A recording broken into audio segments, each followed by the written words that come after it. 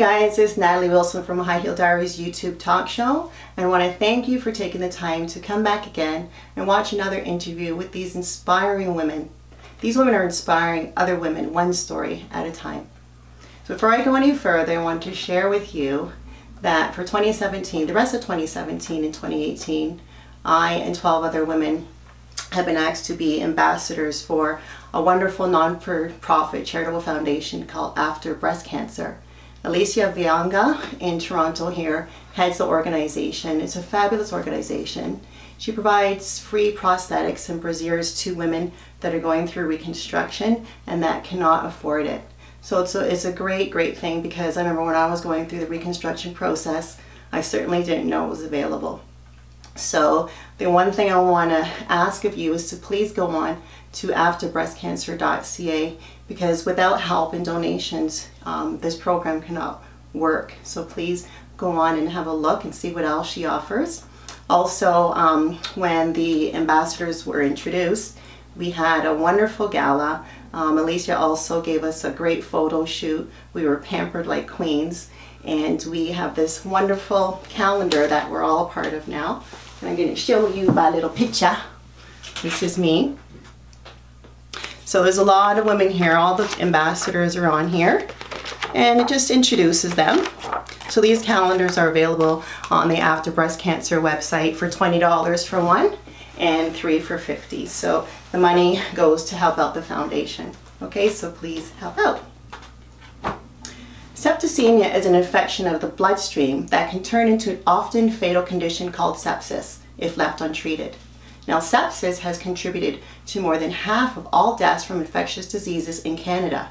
It kills more than heart attacks and sadly goes misdiagnosed in most cases. Please welcome my next guest, Chantelle Quow, to share her story with septicemia. Thank you, Chantelle. Thank you for having me. Thank you. Welcome to High Heel Diaries. Thank you. So, I have to say that, I mean, in my 44 years, yes, I'm 44, I certainly didn't hear about septicemia. And I'm happy that you came into my life, because now it has made me that more aware, and I can share this information with my children and with others. So I want you to give me a little bit more information about, and the viewers, about what is septicemia. Well, septicemia is an infection that can get into your bloodstream. Mm-hmm. It's usually it's also called bacteria something. Bacteremia. Bacteremia, yes.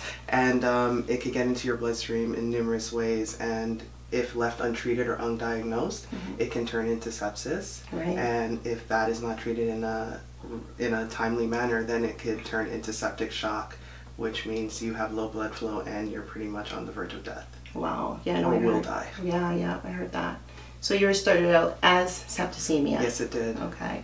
Turned into sepsis? It was turning into sepsis, yes it was. Actually, I had septicemia because my immune system was already shot. So I had the platform for it to actually attack my body. And therefore I didn't realize what it was. It was pretty much, I thought I had the flu, and then the stomach flu, and then I just rested for a period of like 8 days or so before I actually went to the doctor, because I realized I wasn't getting better. So why, you said your immune system was already down, already suppressed? What was the cause of that? My hectic lifestyle, being an entrepreneur and... Being a woman. Yes, being a woman, being a mom. entrepreneur, being a mother, being a wife, all those jobs together. I wasn't really taking care of myself. I was taking care of everybody else, thinking about business. I'm also an MBA student, so that is a very hectic schedule as well. Thank you. But the recipe was there for me to get ill, and I was getting ill at least once a month. Just run down, colds. Right. But I normally bounce back. Right, You know, give me 3-4 days, and I'm bounced back, and my life just continues, and that was happening for about a year. Right. So it sounds like a common scenario for a lot of women, a lot of men, women especially though, because we tend to run the family whereby it's the housework, the cooking, of course our business, our own, our independent life, and you know, you keep doing those things, you keep on and keep on, yes. right? And you don't, we put ourselves last. Absolutely. Right, so that's what was happening, I guess. That's exactly what was happening to me. So you explained septicemia and sepsis. Yes. So septicemia, if left untreated, so often, like you were saying, you're feeling sick, but you weren't sure what it was, so you kind of just let it ride. Yes, I did, thinking that some rest and liquids, you know, common things would get me better. So what were some of the symptoms, though, that made you be alert that it was something else? What made you say go to the doctor? I was getting weaker. I lost 15 pounds in 10 days. It was a drastic weight loss. I had zero appetite, just trying to force liquids down. I also had a stomach virus, so nothing was staying down. And I realized my eyes were starting to get yellow. I was feeling extremely weak. Wow. I had chills, heart palpitations. I was scared. It's like I could literally feel like my body and spirit were trying to separate. Really? It was a very, very terrifying experience, and I told my husband, I'm like, something is wrong and I need to go to the doctor. But I couldn't go by myself. So, you know, being that he's an entrepreneur as well, you know, had to cut his schedule, take me to the doctor. My doctor looked at me, he said, you know, it looked like at the time it was just a flu, but he said, let's do some blood work just to be sure. And I remember getting a call from my doctor, my family doctor, whose office hours end at 5 o'clock, right? Getting a call from him at 10 p.m. Wow, and that's a scary thing, eh? Right. You get a call from your doctor at that time of the night. And I just did blood work today. That never really happens that fast, right? So when he called me, he's like, Chantelle? I said, yes. He's like, get to the hospital right now. I said, what is it? He said, your white blood cell count is 5 times what it should be, which means your body is overfighting something. Wow. And you need to get to the hospital. So I right now am terrified. I'm looking up white blood cell count. You know, Google's the worst thing for that. I'm seeing leukemia. I'm seeing all kinds of things. I'm like, maybe he just doesn't want to tell me. You know, gotta find somebody to come watch my son so my husband can take me to the hospital. I'm terrified, and then that's when we went. Yeah, and I wanted to touch on that internet. Hold your thought though.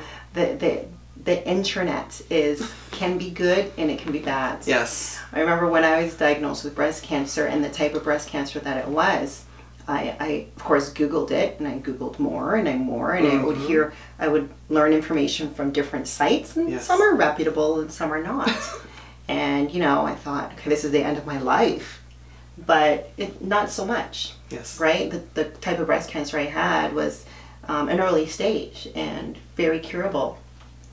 So it's not a bad thing to be informed, and I always say this to women, be informed, because then you know what questions to ask. Absolutely. If you're uninformed, then you go and you just listen to what the doctor says, and that's the be all and end all. The doctor says this, that's what it is. Right? Second opinions are also great. So you were told that you have this, or it was now, okay, the white blood cell count was extremely high. When I went to the hospital, they had me there for a while. They ran more blood work, gave me Tylenol because I was getting a fever. I was still having the chills, and they kept me there overnight to assess me. And then they finally told me that I had an infection in my kidneys, and thank God I came. They put me on antibiotics right away. And they said, let's see how this works for you. Okay. But that was not the end of it. Okay. Okay, so tell me more. So you were on the antibiotics for what, the full 7 days? 7 days? 7 days at first. It was pretty strong. Were you feeling better? Slightly. I was starting to get my energy back. The appetite, not so much yet. But because of my antibiotics, I had to, you know, eat yogurt and a probiotic to help balance, I guess, the system. And after 7 days, I'm thinking, okay, this should be good.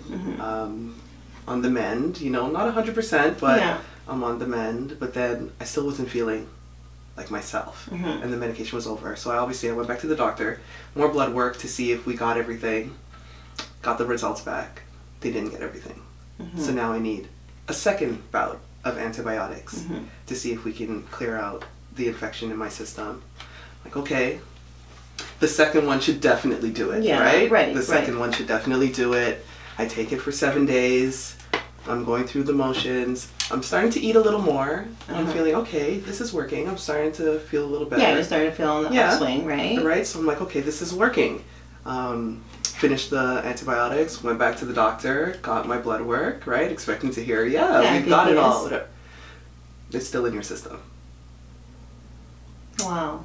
So, okay, so your blood count was still high? It was your my white blood cell count was coming down, but the kidney, I had abnormal kidney function, abnormal liver function when they found me, and my kidney function wasn't coming back. My kidneys weren't working the way they should have, and it started to become scary. Right. Because I'm thinking, if my kidneys don't work, I'm starting to think dialysis, right, transplants. Oh, wow. You know, my mind just went. So when was it that they finally told you that this was septicemia? The second round of antibiotics. Okay. When I went to my doctor to find out if everything was out of it, he said he didn't want to tell me at that time because the fear, you know, might kick in and I wouldn't be on the upswing because your mental state has a lot to do with how you get yourself better. Yeah. So he said, I didn't tell you at that time, but you were dying. He said, you were on death's door. Wow. And we literally brought you back. Of course he doesn't want to tell you something He did like not want to tell me that at that time because it would have been so easy for me to get despondent and just slip away. Right. And he told me when I was on the upswing, he said, you had sepsis. You were on the verge of severe sepsis. So I had sepsis, but I was on the verge of severe sepsis. So my liver function was declining, my kidney function was declining, which means my organs were already starting to shut down. Oh my goodness. So you have now passed septicemia. You're into sepsis. Moving towards septic shock. Which is the killer. Yes. Wow. Yes. And here I'm thinking, you know, I'm a relatively healthy young woman and... Yeah, so that's what I wanted to ask you. So on a regular basis, your lifestyle. Yes. Tell me more about that because you look very healthy. I mean, yes, of course, after the fact, you might have changed some of your habits and ways, but tell me more about what your regular daily, you know, exercise, health. I did exercise at least 3 to 4 days a week, right? So I thought exercise was the cure for everything. As long as I'm exercising, I must be fine. My eating wasn't the best, but I was relatively healthy. I cooked most of my meals. We ate at home. The sleep, I didn't sleep. I'm getting 3 to 4 hours a night. You see, hold on a second. I'm going to call my daughter in here right now, 18 years old, university age, and my 12-year-old, go drag her out of school to tell her how important sleep is. Sleep is important. I tell them all the time, and my son, like he's 10, they're all athletic. Yes. They're, you know, of course, obviously all in school, and sleep is so direly important, and to have a healthy, great breakfast, a good start to your morning. Yes. And I guess eventually they'll get it, but I sound like a nag because I'm always on them. Get to bed, it's 10 o'clock, blah, blah, blah. You need to show them this interview. Yeah. Let them know. Yeah. And breakfast was another thing. I didn't really eat breakfast, right? I'll drink some tea and maybe have a banana, but it wasn't really anything of substance. And maybe I didn't even have it at breakfast time. Maybe by the time I had it, it was 10, 11 o'clock. Right. So. And then your job. Yes, and I'm an entrepreneur, and a student. High so stress. I'm always on the computer working. Sometimes my husband will come home and be like, "Did you eat?" I didn't even think about it because I'm so into work. They'll be like, "I didn't actually," and he's like, "You can't do this to yourself." But I'm not cognizant of it. I'm just in the task. I'm in flow. Yeah. So that went on for a long time, and that's what actually laid the foundation. My not getting enough rest, not eating at the right times. Exercise is not the cure-all for everything. No, because if you're not intaking all the proper vitamins, minerals, and nutrients that your body and your organs need, eventually they're going to cry out. Yes. Right, and that's what I try to tell my children that all the time. Like, hey, I learned my lesson. I learned my mom was really good with us, and I learned my lesson way back when. And but my children, like I try to tell them all the time, you gotta have your fruits, you gotta have your vegetables, take your vitamins, drink your water, blah, blah, blah. Water. Because it's so important, because what's inside of you, that's what's keeping you alive, that's what's sustaining you. Yes. And if they're not being fed, just because, you know, they're not correlating the fact that they put in these things into their mouth, it goes into their body, and it feeds what keeps them alive. You know what I mean? Yes. So I'm trying to instill that in them. So it's probably good for you and your child now. Yes, absolutely. Right? Because you've gone through this and now you're better able to impart that information. Definitely. Definitely on the fruits and vegetables. The water, I am an advocate for water because of my low kidney function. Yeah. Water is pretty much my main drink. I have to keep flushing, keeping it working. So I don't think I was taking in enough water either. So now it's water all the time. Right. And I wasn't really, like I said, the rest and everything. So now my lifestyle has completely changed. Right. I start my morning with me. With me. I spend time in meditation, exercise, journaling.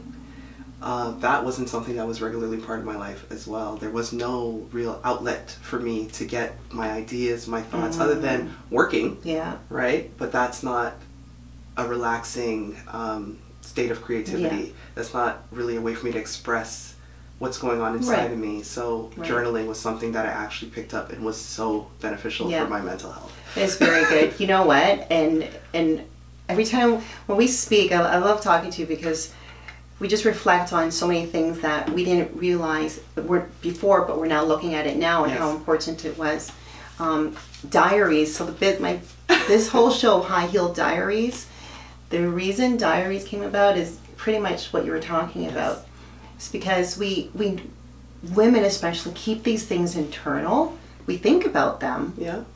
We don't really articulate them. No. We don't show it emotional-wise that we're dealing with something painful inside, because we think that we gotta just be this robot and keep on going and hold it together for everybody else's purpose. And as we were talking earlier, that we tend to do this pretty much for everybody else's sake, forgetting about us. Absolutely. Forgetting that, thinking that as long as everybody surrounding us is taken care of, husband, children, parents, whomever, then as long as they're good, that means we're good, right? Right. Right. We were talking about that. That's what we thought, right? And that's what you were doing. You were going. You were taking care of your business. Yeah. Of course, educating yourself, which is always important. Yes. Yes. That should never be something that stops. But you were forgetting about your health. My health and my mental welfare. Yeah. Right. Taking care of me. Yeah. So you're on the verge of dying. Yes. Right. That's a scary thought. Very scary, but it put a lot of things into perspective. You start to realize what's important. I wasn't thinking on my deathbed, I wasn't thinking about bills or assignments or business. I was just thinking, my son needs me. Yeah, you gotta get better. I need me. I'm not finished doing what I'm supposed to do here on earth. And I gotta fight. Yeah. I have to fight. Yeah. So speaking about what you're supposed to be doing here on Earth, after overcoming adversity, you always now you're able to reflect on what was the purpose in my pain and my struggle. Yes. Why did I go through what I went through? Yes. You may have said, "Woe was me" during the time because you're going through pain. You're almost close to death's door. Yes. But after you go through it and you're healthy. Like, what did you start to think about what you need to now do as far as making your life better? What was your relationships like with others? Like, what changed, if anything? I started spending more time with others. That's something that I wasn't doing. I was more, I don't have time for this right now. I gotta work. I gotta check my schedule. I wasn't really connecting with people on a regular basis. So I spent the summer not doing work and spending time with people. Right. Nurturing those relationships helped to feed myself and make myself happy. Let me understand what am I really here for? To forge relationships, to help people. That is, I guess, why I've been given this gift, and I'm great at business. I do want to help people, but I got to help myself first in order to be able to help people. Right. Absolutely. Yeah. And you're very great at articulating yourself, so people will listen to you. Thank you. So tell me. I want to go just a step backwards. How was your personal life, if it was affected at all during this time, for the better, for the worse? Tell me how it was affected. During the illness, it was difficult. Right. For my husband especially to now fill the roles, I guess, that I was filling. He had to be the caregiver for my son, take him to practices, still work. He's an entrepreneur, so he has to work to earn money, take care of me, worry about me, cook, do the cleaning, do the laundry. He realized it was difficult, and everything that I was doing as well. Yes. So now it's a lot, the workload is very much even. Yeah. He doesn't want to see his wife in that state again, Right. so therefore he steps up and he will get things done, and it takes a lot off of me. He gives me my space and my time so that I can go take care of myself. Good. There are no issues in that regard. So that actually helped change things that perhaps I wasn't vocalizing earlier, just managing and taking care of everything. Yeah. But now I'm a lot better at verbalizing what I need to make me feel better. Right. And I'm a better mom. Right. I'm a lot more relaxed. Yeah. I spend time with my son. I take him out. I enjoy those moments more than just, okay, keep me busy. Rush. Yes, I live in the moment. Absolutely. And that's what I wasn't really doing before. Yeah, because at any given moment, and it sounds cliche, but we all know this, we can walk out the door and not see tomorrow. Absolutely. Any one of us. So my son, as tired as I am, when he nags me to come and watch a show with me, I'm like, I don't really want to watch that show, but get up. I'm going to go and watch that show. Watch the show. I might go to bed half an hour later and be more tired in the morning, but he got to see that mommy put the effort in and spent that time watching the show with him. You know, there's 3 children, so there's a lot of, you need to spread yourself thin. Yes. You know, you're very busy, of course, with all the things that you do, you have to spread yourself thin, but you're better able to put your life into perspective and find that time for you, find that time for the child, find that time for your family, find that time for your friends. Yes. Because it's all important. Yes, it is all important.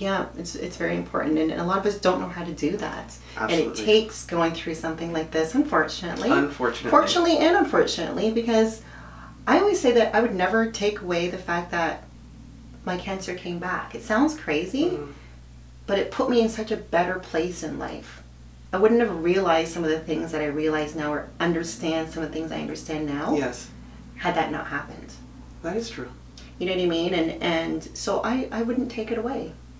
I understand what you're saying. You understand what I'm saying? Yes, I do. So, yeah, that's... Sometimes you have to go through these pains to learn how to... They kind of propel us forward. It's true. If you live through it, it makes you stronger. That's what they say. What doesn't kill you, technically, makes you absolutely stronger. That's on my my BBM status. Looking back, do you feel there was anything in your life that we're not look anything else, because we know what you could have changed, but what was the main thing that you think that you would have changed before this happened that may have not caused you to get ill? Sleep.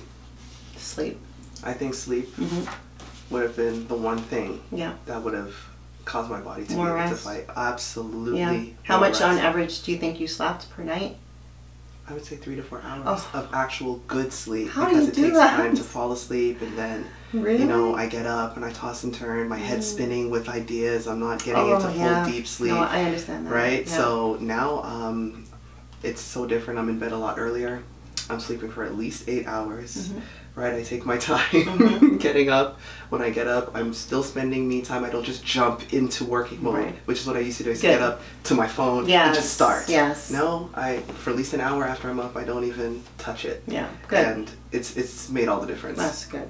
So out of all that you've gone through, what has been your biggest takeaway? Like, what would be the one thing that you said, now I definitely won't do this anymore? Was it the sleep? I'll definitely make sure I rest more. Definitely. Is it the eating? The habits? rest, the eating. My eating's changed. My diet's changed. All these things, had I taken heed prior, probably wouldn't have gotten me to that point. But like you said, we need to go through things to make that drastic change. And now when I used to say I don't think I could live without a burger, I'm living without a burger. I didn't think I could give up dairy and all these fattening things, that I was just in love with cheese. And apparently I can. So just try it. Right? Yeah. So as soon as I made those changes in my life and started putting me first and sleeping more, if I don't get things done today, before I was stressed, I'm like, oh well. Tomorrow. Exactly. And if tomorrow doesn't come, you know what? I did the best that I could today. That's what it was. That's what it was. And that is so important, is that you live in the moment, like you said. Live the best life that you can live every day. So that, and I have this conversation with my kids. So I always go back to my kids, because it's such, all that I've learned, I want to make sure that they are seeing it and understand it. Absolutely. It's almost like as if I don't want them to have to struggle as much as I did to get to where I'm at. I want them to see and watch and understand and take it in. So we were talking about saying your prayers at night. Make sure you ask for forgiveness. Yes. Try to live right with your siblings, with your friends, and be respectful and kind, because God forbid tomorrow doesn't come for them. I want them to be up there. I know they will be up there, but I tell them, I explain it to them in those words. You know what I mean? Where they could understand. So you have peace with yourself and know that you lived and integrity. You lived right. Yes. Yeah, right. So for women, and just to even look into the camera and say to those women that live the lives that most of us women do on a regular basis, busy, business-wise, family-wise, what from your near-death experience would you like to tell them? I would like to tell women, take time for yourself. This is something we always put ourselves on the back burner. Make yourself a priority. And I know we hear it over and over again and we just let it fall by the wayside, but I was a relatively healthy woman in my mid-30s. Maybe I got a little common cold. I didn't think anything like this would affect me, and it came and it hit me hard. So if you could just take heed from my story, and the reason why I am here with the courage of Natalie to share my story is to help other women who I know are high-level operating women like myself, who aren't putting themselves first. Put yourself first. Get your rest. Eat right. Take time for you. The kids, the husband, they'll understand. They love you. They understand. No mom, then what happens with them? Oh yes. What happens to them? Take care of yourself. Absolutely. Well said. Thank you. Thank you so much. So I just want to I always have my little facts, a couple minutes. I like to share some information about septicemia and sepsis. This is from Statistics Canada, released in January of 2016, that 1 of 18 deaths in Canada is due to sepsis. That's 14,000 of the 250,000 deaths in Canada related to infectious diseases. Yes. That's amazing to me. And people didn't even know that. Don't even know that. And sepsis contributed to more than half of all the deaths from infectious diseases between 2009 and 2011. And it kills more than heart attacks. Once again, like that to me is amazing because I've always thought heart attacks was the main killer. Yes. But and the silent killer for women, right? Yes. From National Post, a report from National Post, between 2009 and 2013, doctors were accused of malpractice in 327 cases involving sepsis, 204 of which ended in death. This speaks to how it's misdiagnosed. And like, you didn't go to the doctor because you thought you were okay, but eventually it took them a little while to figure it out. It did take them some time, especially with the different antibiotics to get me, but my doctor knew right away. Your doctor knew. My family doctor, he's known me since I was born. Yes, good. So I always like to give my disclaimer. This interview is by no means to tell anybody to give anybody kind of medical advice. Exactly. Please, if you feel like you feel away or you feel ill, you need to go to your doctor. Don't use this information as a way to cure yourself. Please seek medical attention. Okay. Some more facts. Most common infections that can lead to septicemia are urinary tract infections, pneumonia, kidney infections, and other abdominal area infections. So some good information to know, because a lot of us, get those infections, they go on their antibiotics, they're finished, or they don't even finish their antibiotics. My husband is really bad for that. Yes. You know how many pills I throw in the garbage, and I'm like, this is not even done. It's important for you to finish your medication. Because even though I finished, you see, it still wasn't all gone. Yeah. Some informational websites from the Mayo Clinic, www.mayoclinic.org. Healthline is healthline.com/health/septicemia. Support groups, Sepsis Alliance. Have you heard of that? No, actually. Sepsis.org it is. And then a Facebook group, facebook.com/Sepsis Alliance. So if you need information or want some support, you can go on those sites to do so. So it's been another wonderful episode of High Heel Diaries. And thank you so much, Chantelle, for being here. Thank you for being so open and so candid about what you dealt with. And every time a woman comes on and talks about their stories of how they went through their struggle and are in a better, positive state of mind, I hope that you take from that and like, subscribe, and share the videos, please. Thanks very much.